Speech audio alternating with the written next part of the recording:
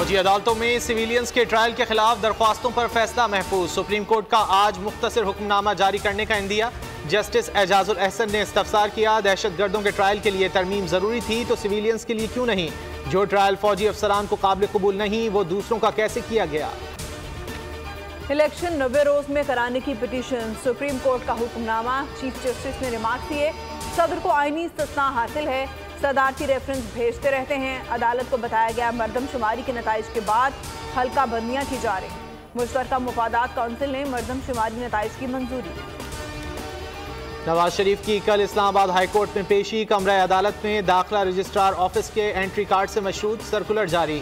नवाज शरीफ की कानूनी टीम के 15 अफराद को कमरा अदालत में दाखिले की इजाज़त होगी। अटॉर्नी जनरल और एडवोकेट जनरल ऑफिस के 10 अफराद भी आ सकेंगे। 30 सहाफ़ियों को भी कमरा अदालत तक रसाई की इजाज़त। चेन्नई में पाक अफगान मार्का, ग्रीन शर्ट्स की टॉस जीतकर बल्लेबाजी। मोहम्मद नवाज को बुखार, नायब कप्तान शादाब खान की वापसी।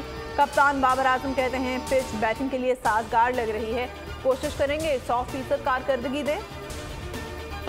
इसराइल की रात भर बमबारी, गजा में 60 शहादतें, 1900 बच्चों समेत 4669 फ़लस्तीनी शहीद। अस्पताल के अतराफ 10 फ़ज़ाई हमले। आलमी इदारा सेहत का इसराइल से इनखला के हुक्म पर नजरसानी का मुतालबा। चीन के मशरिक़ वस्ता में 6 बहरी जंगी जहाज तैनात। कराची में एक और नौजवान लुटेरों की दरिंदगी का शिकार। औरंगी में अरसलान ATC से 10,000 लेकर निकला, डाकू ने मुज़ाहमत पर गोली मारी। अहले खाना गम से निढाल। वालिदा का कहना है कोई सुनने वाला नहीं, पुलिस कुछ नहीं कर रही, क्या कसूर था, भाई की दुहाई। जखीरा अंदोजी, गंदम का हदफ हासिल न हो सका। 86 अरब की 10 लाख टन गंदम दरामद करने का फैसला। वज़ारत खजाना की निजी शोबे को दरामद करने की हिमायत।